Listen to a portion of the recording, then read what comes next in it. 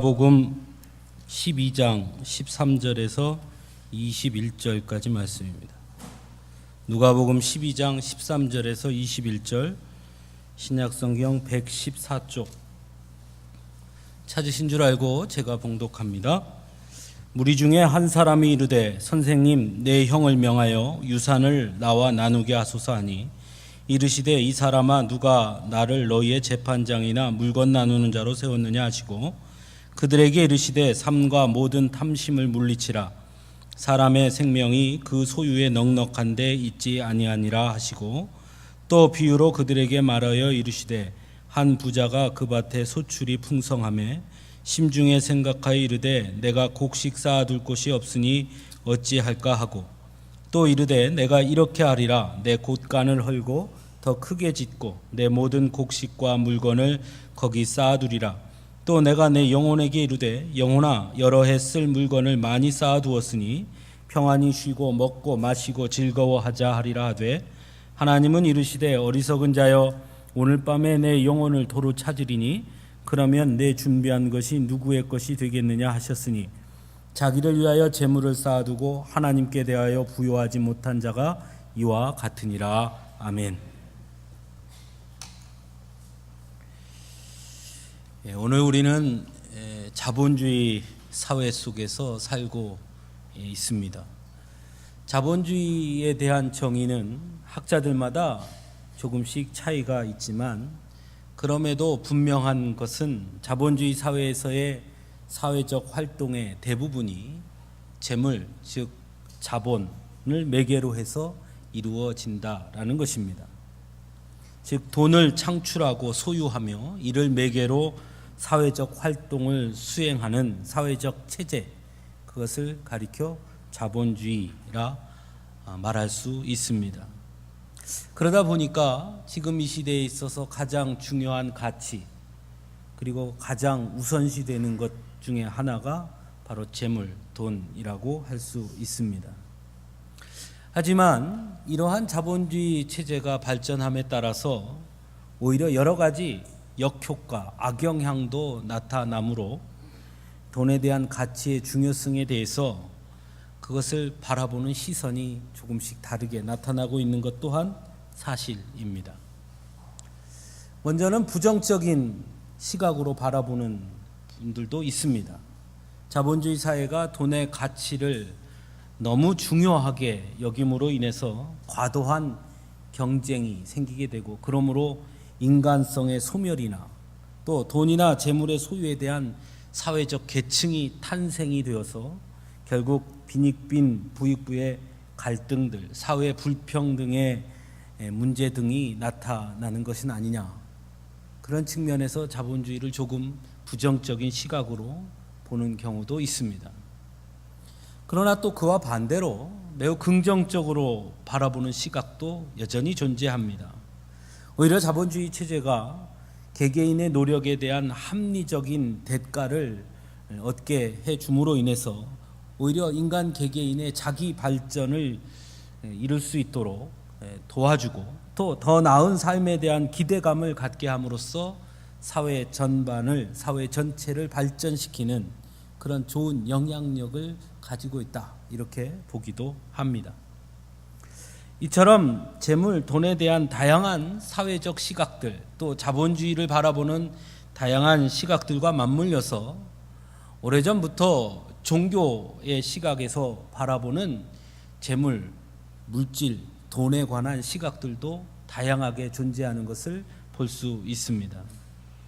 먼저 부정적으로 바라보는 시각들도 있었죠. 대표적인 것이 아마 금욕주의라고 할 수 있습니다. 즉 돈과 재물이 오히려 진정한 종교적 깨달음을 얻는 데 방해가 될 뿐이지, 그것이 결코 종교적 깨달음을 얻는 데 도움을 주지 못한다라고 보는 것이죠. 그래서 인간의 목적이 되어서는 안 되고, 오히려 진정한 종교적 깨달음을 얻으려면 돈, 재물, 물질로부터는 좀 거리를 두는 것이 오히려 더 나은 삶을 사는 방법이 될 것이다 라고 주장하는 것입니다. 우리가 잘 아는 대로 불교에서 말하는 무소유 같은 것들이 아마 대표적이라고 할 수 있을 것입니다. 성경에서도 디모데전서 6장 10절 말씀에 보면 돈을 사랑함이 일만하게 뿌리가 되나니 이것을 탐내는 자들은 미혹을 받아 믿음에서 떠나 많은 근심으로써 자기를 찔렀도다 라고 말씀하므로 마치 물질, 돈 이것에 대해서 좀 부정적인 시각을 가지고 있는 것처럼 보이기도 합니다. 그와 반대로 좀 긍정적으로 바라보는 시각 또한 여전히 있음을 봅니다. 오히려 돈을 벌기 위해서 열심히 일하는 것이 마땅히 우리가 해야 할 몫이고 그에 따른 결과로 곧 재물과 부를 축적하게 되는 것은 곧 하나님이 주시는 가장 큰 축복 중에 하나다라고 여기는 경우이죠. 성경에서 본다고 한다면 아마 대표적으로 달란트 비유 말씀을 들 수 있지 않을까 생각해 봅니다. 마태복음 25장에 보면 달란트 비유가 나오는데 그 비유에 의하면 주인이 종들에게 금 5달란트, 2달란트, 1달란트를 각각 주고 멀리 떠나게 됩니다. 후에 주인이 돌아와서 결산을 할 때 보니까 5달란트 받은 종은 5달란트를 더 남겼고 2달란트를 받았던 종은 2달란트를 더 남겼죠. 그러나 1달란트 받았던 종은 그 1달란트를 그냥 땅에 묻었다가 다시 꺼내서 그냥 1달란트만을 내어 놓습니다. 그러자 주인이 5달란트와 2달란트를 남긴 종에게는 잘하였도다 착하고 충성된 종아, 내가 적은 일에 충성하였음에 내가 많은 것을 내게 맡기리니 내 주인의 즐거움에 참여할지어다 라고 칭찬해 주는데 반해서 1달란트만을 그냥 가지고 온 종에게는 악하고 게으른 종아라고 아주 심히 꾸짖는 것을 보게 됩니다. 즉 자신에게 주어진 것으로 최선을 다해 노력함으로써 더 많은 재물과 돈을 남긴 그들을 크게 칭찬함으로 부를 축적하는 것에 대해서 매우 긍정적이고 그것은 칭찬받을 만한 큰 일임을 이야기하는 것처럼 보여지고 있습니다. 이외에도 성경 곳곳에 보면 하나님의 축복을 말함에 있어서 빠지지 않는 것이 바로 재물의 축복, 부에 관해서 말씀하고 있다는 것을 보아도 성경 전체적으로는 어떤 면에서는 부를 축적하는 것, 재물을 모으는 것을 매우 긍정적인 모습으로 바라보고 있는 것처럼 보이는 것 또한 사실입니다. 즉 성경에는 이 물질에 관해서 어느 부분에서는 매우 부정적인 것처럼 말하기도 하고 어떤 부분에서는 아주 큰 하나님의 축복의 한 부분으로 이야기하고 있기도 하다라는 것입니다. 그런 의미에서 오늘 본문에 대한 해석은 참 곤혹스러운 면이 있는 것 역시 사실입니다. 언뜻 보면 오늘 본문은 물질과 돈에 대해서 매우 부정적인 시각, 방향으로 보고 있는 것처럼 보이기도 하지만 좀 더 깊이 들여다보면 오히려 오늘 본문은 물질 또 돈, 부를 축적하는 것의 문제를 조금 다른 시각으로 접근하고 있는 것은 아닌가 하는 생각을 해보게 됩니다. 그리고 이 시각이 어떻게 보면 성경이 우리에게 가르쳐주는 돈과 재물에 대한 가장 분명한 메시지가 아닌가 하는 생각을 나름 해보게 됩니다. 즉 물질과 재물에 대해 또는 부의 축적에 대한 우리의 시선이 단순하게 그것을 긍정적으로 봐야 하는 것이냐 아니면 부정적으로 봐야 하는 것이냐의 문제라기보다는 그것보다 앞서 선행되어질 본질적인 문제의 틀에서 돈, 재물, 부를 볼 수 있어야 한다라는 것을 오늘 본문은 가르쳐주고 있습니다. 오늘 본문의 시작은 이렇게 시작합니다. 한 사람이 예수님께 나와서 내 형을 명하여 유산을 나와 나누게 하소서라는 부탁으로 시작하고 있습니다. 즉 예수님께 나온 사람은 아버지의 아마 유산을 받을 것이 있는데 형이 그 유산을 아마 나눠주지 않은 것 같습니다. 그래서 예수님께 그 유산 좀 나에게도 좀 나눠주라고 좀 예수님이 좀 가서 이야기 좀 해주십시오 라고 예수님께 부탁하고 있는 것이죠. 그런데 그런 요구에 대해서 예수님의 말씀은 조금 앞뒤가 맞지 않습니다. 유산을 나눠줄 것에 대해서 요청했는데 예수님의 비유는 뭔가 조금 다른 내용을 담고 있는 것 같습니다. 유산을 나눠줄 것을 요구한 사람의 요구와는 직접적인 연관이 없는 것처럼 보이기 때문입니다. 예수님의 비유의 말씀의 내용은 또 이렇습니다. 한 부자가 그 밭에 소출이 풍성하며 해서 곡식을 쌓아둘 곳이 없어서 곡간을 헐고 거기에다 창고를 크게 짓고 곡식과 물건을 거기에 잘 쌓아두어서 이제는 평안히 먹고 마시고 즐거워하자 했다라는 것입니다. 먼저 여기서 우리가 생각할 것은 이 비유에 등장하는 부자는 자신의 소출을 거두었다라는 것입니다. 즉 그의 부의 획득에 있어서 다른 사람의 것을 억지로 빼앗았거나 강탈했거나 또는 부정적인 방법을 통해 얻은 것이 아니었다는 것이죠. 정당한 노력으로 인해 얻은 자신의 소출이었습니다. 또한 그 자신의 소출, 자신의 노력으로 얻은 그 정당한 부를 잘 관리해서 오랫동안 평안히 쉬고 마시기 위해서, 먹고 마시기 위해서 창고를 크게 지었다는 것입니다. 즉 그냥 한 번에 확 쓰지 않고 잘 모아서 천천히 계획성 있게 쓰도록 잘 준비했다라는 것이죠. 이러한 부자의 모습은 어쩌면 오늘을 사는 우리들의 꿈 같은 모습 아닌가 생각해 봅니다. 여러분 다 이런 거 꿈꾸지 않습니까? 젊은 시절 좀 열심히 돈 모아서 은행에 착 예금해 놓고 노년이 되면 좀 평안히 예금해 놓은 것 꺼내서 평안히 먹고 마시고 즐거워하면서 사는 거. 여러분 다 그런 거 꿈꾸지 않습니까? 다 우리가 그렇게 꿈꾸죠. 이 부자는 그런 삶을 꿈꿨던 사람입니다. 어쨌거나 이 비유에 등장하는 이 부자는 분명 정당한 방법으로 자신의 노력으로 얻은 부였고 또 그것을 잘 관리하기 위해서 창고를 지었다라는 것이죠. 그러므로 이 사람에 대해서 다른 사람들이 비난을 할 이유도 또는 다른 사람들에게 비판을 받을 이유도 이 부자는 아무것도 없습니다. 아주 정당한 것이죠. 그러므로 오늘 본문에서 말씀하는 것은 어떻게 그가 부를 축적했느냐 또는 그가 축적한 재물과 돈 그것이 무엇이냐에 관한 문제를 이야기하기보다는 뭔가는 좀 더 다른 측면으로 이 재물의 문제에 관해서 이야기하고 있다는 것입니다.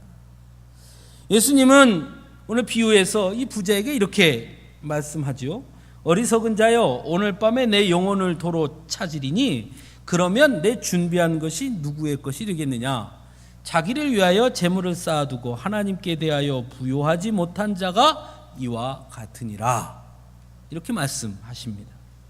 즉 예수님께서 이 비유를 통해 말씀하시는 것은 부를 축적하는 과정이나 부를 관리하는 것이 어떻게 하는 것이 옳고 그르냐 있지 않다는 것입니다. 더 중요한 것은 이 세상을 위한 준비가 아니라 그 다음에 대한 준비는 어떻게 되어 있느냐 하는 데에 있는 것입니다. 즉 아무리 오늘의 삶을 위한 준비를 잘 갖추어 놓았더라도 그것이 그 다음의 삶까지 책임져 주지는 않는다는 것입니다. 그 다음의 삶을 준비하기 위해서는 오히려 자기를 위해 재물을 쌓아두는 방식이 아닌 하나님께 부요한 자세를 가짐으로써만 가능하다는 것입니다. 오늘 본문에 보면 이 부자는 이렇게 말합니다. 곡식을 많이 거두어서 창고에 많이 들인 이후에 이렇게 말하죠. 내 영혼에게 이르되 영혼아 여러 해 쓸 물건을 많이 쌓아두었으니 평안히 먹고 쉬고 먹고 마시고 즐거워하자. 창고에 곡식을 많이 거두어서 잘 준비해 놓았으니 영혼아 이제 우리 영혼도 먹고 마시고 쉬고 즐거워하고 평안하자. 이 세상에 많은 것을 준비했고 잘 준비했다고 해서 영혼의 문제까지 해결되지 않는다는 것입니다. 근데 부자는 그것을 몰랐다는 것이죠. 예수님께서 바로 그것을 말씀하고 있습니다. 오늘 본문은 바로 그래서 물질과 돈에 대해서 말씀하고는 있지만 그것을 부정적인 시각으로 바라보며 굴욕주의의 삶을 살아야 한다라고 말하거나 또는 긍정적인 시각으로 바라보며 돈을 버는 것, 돈을 축적하는 것이 하나님의 축복이라는 배금주의적 시각에 맞추어져 있는 것이 아니라 그 다음의 삶을 얼마만큼 준비하고 있느냐, 그 다음의 삶을 준비하는 데 있어 재물은 과연 무엇이 되어야 하느냐에 초점이 맞추어져 있다라는 것입니다. 세상을 살아감에 있어서 인간의 삶을 무너뜨리는 것 중에 하나가 저는 집착이라고 생각합니다. 여러분, 집착이 뭐죠? 하나에만 몰입되어서 다른 것을 보지 못하게 만드는 것, 그것이 집착입니다. 그리고 인간을 집착하게 만들어서 인간 개개인의 삶을 무너지게 하는 것 중에 가장 대표적인 것이 바로 물질과 재물에 대한, 돈에 대한 집착입니다. 돈과 재물 역시 분명 하나님께서 주신 것이면 틀림이 없습니다. 하지만 어느 순간 거기에만 너무 집착하게 된다는 것이 문제인 것이죠. 그래서 그 다음을 보지 못하는 것입니다. 언젠가 어떤 분에게 이런 얘기를 들은 적이 있습니다. 단란한 가정인데요, 남편 되시는 분이 해외로 일자리를 찾아 떠나게 됐습니다. 우리나라에서 일하는 것보다 해외에서 일하는 것이 훨씬 더 월급도 많이 주고 그러기 때문에 아이들을 잘 키우고 양육하기 위해서 일찍이 아이가 아주 어렸을 때 해외로 나가서 일을 하게 됩니다. 가족이 보고 싶고 아이들이 보고 싶었으나 그래도 더 많은 월급을 얻어서 아이들에게 더 좋은 교육을 시켜주고 싶은 일념하에 아빠는 멀리 중동으로 나가서 일을 하게 됩니다. 한두 해 한 것이 아니라 오랫동안 일을 하게 되었고요. 그리고 그때마다 받는 월급은 가족에게 항상 송금해 주었습니다. 그리고 그 아빠가 보내준 그 돈으로 아이들은 잘 교육도 받고 잘 성장했죠. 이 아빠가 외국에서 오랫동안 일을 하다 나이가 먹어서 결국은 정년 퇴직을 하게 됐고 가정으로 다시 돌아오게 됐습니다. 그런데 돌아온 지 3년이 채 되지 못해서 결국 그 가정은 깨어지고 말았습니다. 이혼을 하게 된 겁니다. 그 이유가 어디 있었느냐? 그것은 다른 데 있지 않고요. 이 나머지 가족, 아내와 자녀들이 아빠를 어색해하는 겁니다. 아빠가 없었던 시간이 더 많았거든요. 아빠는 분명히 있는 건 알았으나 우리의 삶의 자리에 아빠가 들어오는 것이 너무나 어색한 거예요. 너무나 불편한 거예요. 아빠 역시 마찬가지입니다. 내 자식이고 내 아내지만 들어와 보니 너무나 달라져 있는 거예요. 내 아이가 중학교 때 수학여행 가서 어떤 일이 있었고 고등학교 진학하면서는 어떤 고민을 했고 대학을 갈 때는 어떤 문제가 있었는지 이 아빠는 알지 못했어요. 그래서 가족끼리 무슨 이야기를 하면 아빠는 할 얘기가 없는 거예요. 엄마, 나 그때 중학교 때 이랬잖아? 그랬지. 아빠는 아무것도 알지 못하는 거예요. 그게 무슨 얘기야? 이렇게 하게 되고. 그러니까 자꾸 어색해지는 거죠. 너무 불편한 거예요. 다른 가족들이 말합니다. 아빠, 이제 와서 왜 우리가 살아가는 이 안정된 삶에 자꾸 끼어들려고 하지 마세요. 하게 되는 거죠. 결국은 끼어졌습니다. 분명 더 화목한 가정, 더 행복한 가정을 위해서 돈을 모은 것인데요. 일한 것인데요. 돈을 번 것인데요. 결국은 가정을 깨어지게 만들었던 것이죠. 오늘날 우리 주변에도 이와 비슷한 일들이 참 많습니다. 돈과 재물 때문에 가정이 무너지고 인간관계가 파괴되고 개개인의 삶이 척박해지는, 거기에만 너무 집착한 나머지 가장 소중한 것들을 너무 쉽게 잃어버리는 그런 경우들을 우리는 수없이 뉴스를 통해서 또 주변 사람들을 통해서 보고 듣게 됩니다. 이 집착이 이렇게 무서운 것이죠. 수단과 목적을 바꾸어 버리게 된다는 것입니다. 그래서 예수님께서는 오늘 본문 뒤에 이어지는 22절에서 33절 말씀을 통해 분명하게 말씀합니다. 까마귀를 생각해라. 심지도 아니하고 거두지도 아니하며 골방도 없고 창고도 없으되 하나님이 기르시나니 백합화를 생각하여 보라. 실도 만들지 않고 짜지도 아니하느니라. 오늘 있다가 내일 아궁이에 던져지는 들풀도 하나님이 이렇게 입히시거든. 하물며 너희일 게 보냐. 믿음이 작은 자들아, 너희는 무엇을 먹을까 무엇을 마실까 하여 구하지 말며 근심하지도 말라. 너희의 아버지께서는 이런 것이 너희에게 있어야 할 것을 아시느니라. 이렇게 말씀합니다. 이 말씀에는 아주 분명한 물질에 대한 메시지가 있습니다. 즉, 돈, 재물은 오늘의 삶을 위해 분명히 필요하다는 것입니다. 그리고 그 일을 위해서 우리는 최선을 다해야 합니다. 하지만 오늘에 필요한 물질이 내일에, 그 다음에 영원한 생명의 문제까지 책임져 주지 않는다는 것입니다. 또한 오늘의 우리의 삶에 필요한 물질은 우리 하나님께서 아시고 채워주신다는 것입니다. 그러므로 오늘의 삶의 필요에만 너무 집착하지 말라 말씀하고 있습니다. 사람들이 착각하는 것은 오늘 부자와 같은 착각을 하며 산다는 것입니다. 이 세상을 위한 준비를 하면 그것이 영원한 생명의 준비에까지 이르게 된다라는 착각이지요. 이 세상에서 부유하게 살면 하나님 나라에서도 부유하게 살 거라고 착각하는 것입니다. 그렇지 않다는 것입니다. 오히려 내일의 우리의 삶을 위해서는 그의 나라, 하나님의 나라를 준비하는 삶을 살아야 한다는 것이고, 그 하나님의 나라의 삶을 준비하기 위해서는 이 세상의 곳간에 쌓아두는 것이 아니라 하늘에 쌓아야 한다고 말씀하고 있습니다. 그래서 33절에 너희 소유를 팔아 구제하여 낡아지지 아니하는 배낭을 만들라.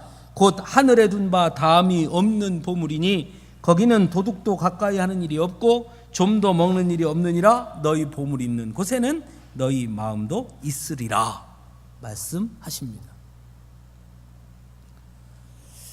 오늘 본문의 시작은 예수님께 나와서 형에게 유산을 나누어 줄 것을 요청한 사람의 이야기로부터 시작합니다. 결국 물질과 소유 때문에 형제 간의 관계에 문제가 생긴 것입니다. 그래서 예수님께 나와서 요청하고 있습니다. 사랑하는 성도 여러분, 좀 더 많은 유산, 좀 더 넉넉한 삶, 좀 더 편안한 삶을 누리는 것이 과연 형제 간의 우애보다 더 좋은 것입니까? 좀 더 넉넉한 삶, 좀 더 편안한 삶, 좀 더 많은 것을 누리면 형제 간의 우애는 저절로 생기는 것입니까? 형제 간의 우애에 생긴 상처가 저절로 치유되는 것입니까? 그렇지 않습니다. 이 세상에서 좀 더 편안한 삶, 좀 더 많은 소유, 좀 더 즐겁고 행복한 삶을 산다고 하나님과의 관계의 문제가 해결되는 것입니까? 하나님과의 관계에 문제가 있다면 과연 이 세상 그 다음의 삶은 누가 책임져 줄 수 있습니까?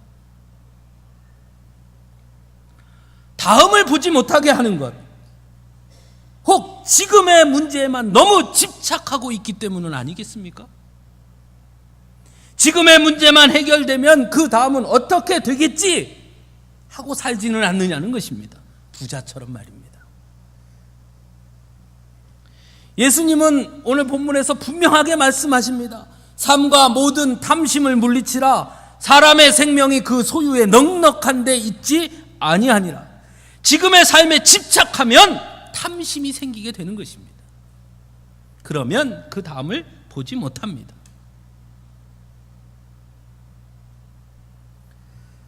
물론 이 세상을 살아가는데 특히 자본주의 사회에서 돈은 너무 중요한 것이죠. 그런데 전제가 있습니다. 이 세상에서 사는데 중요한 것입니다. 이 세상에서 사는데. 사랑하는 성도 여러분, 성도가 누구입니까? 성도를 뭐라고 말할 수 있습니까? 성도는 다음을 준비하며 예비하고 다음을 오늘 사는 사람들이 성도입니다. 지금의 최선을 다하지만 그래서 성도는 지금에 집착하지는 않는 것입니다.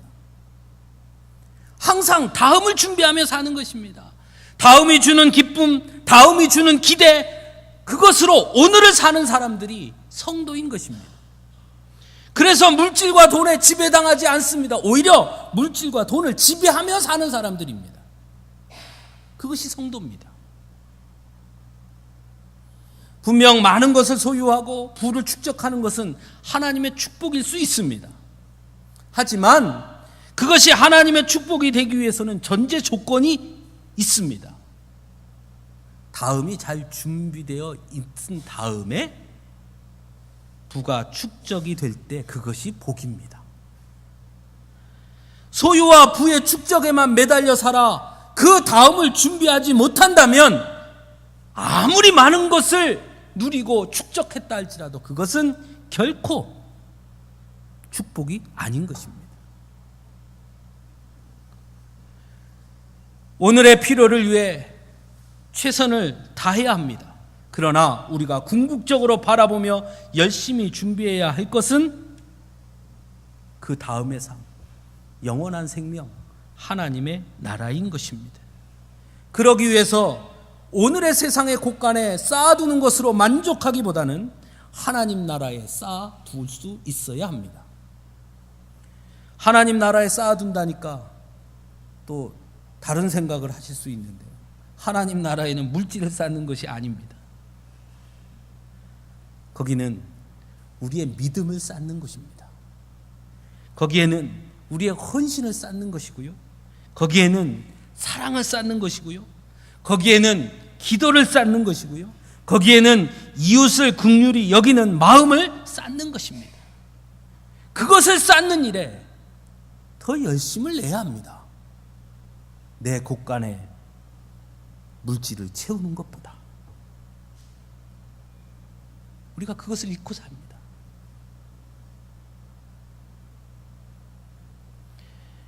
우리 사회에 참 좋았던 많은 것들이 다 사라지지 않았습니까? 여러분 이웃이 있습니까? 여러분 이웃이 있으세요? 여러분 저녁에 마음 놓고 찾아가서 마실 갈 수 있는 이웃이 있으십니까? 우리 집 아파트 옆호에 누가 사는지 아십니까? 거기 아이 이름이 뭔지는 아십니까? 그 남편분이 뭐 하시는 분인지는 아십니까? 아무도 모릅니다. 내 집 곳간을 쌓는 일에, 곳간을 채우는 일에만 열심일 뿐 이웃을 긍휼히 여기는 마음을 쌓는 것엔 우린 무관심합니다. 다른 사람의 고통에 무관심합니다. 나의 편안한 삶, 나의 즐거움에만 집중되어 있습니다.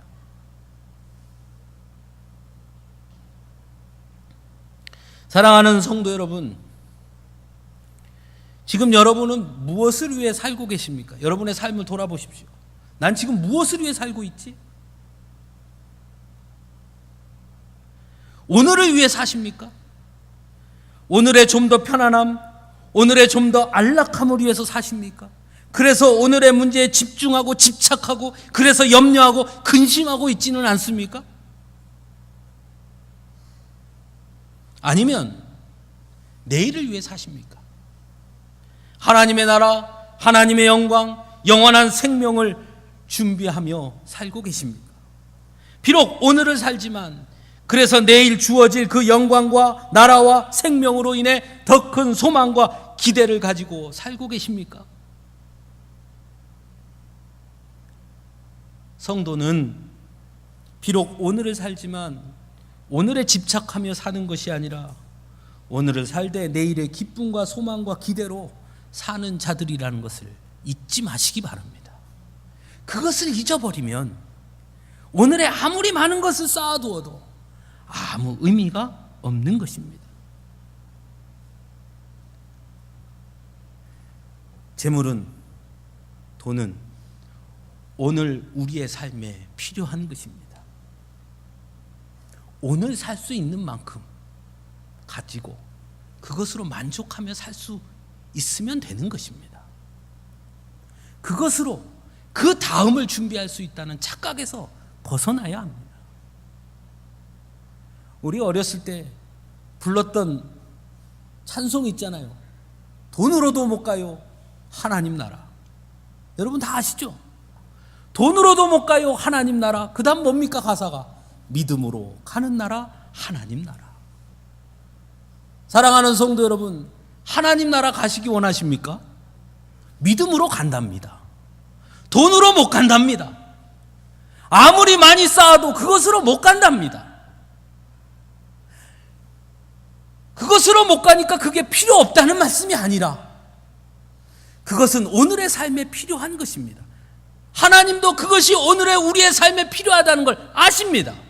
그리고 오늘의 우리의 삶에 필요한 것은 우리 아버지께서 채워주시고 부어주시는 것입니다. 그러므로 우리는 하나님 나라에 가기 위해서 준비해야 될 믿음을 준비할 수 있어야 하는 것입니다. 내일을 준비하는 것, 지금 이 세상이 아닌 그 다음을 준비하는 자세, 예수님은 바로 오늘 우리에게 그것을 가르쳐주고 계신 것입니다. 다음이 준비되어 있지 않은 오늘의 만족만을 위한 삶을 사는 부자에게 예수님은 어리석은 자여라고 말씀하십니다. 사랑하는 성도 여러분, 어리석은 자들이 되지 않기를 바랍니다. 오늘의 최선을 다하되 거기에 집착하지는 맙시다. 우리가 더 열심히 살아야 할 것은 오늘의 내 삶도 중요하지만 그 다음 영원한 생명, 하나님의 나라, 하나님의 영광임을 잊지 마시기 바랍니다. 그것을 빼앗기지 않는 복된 자녀들이 될 수 있기를 간절히 바랍니다. 기도하겠습니다. 사랑의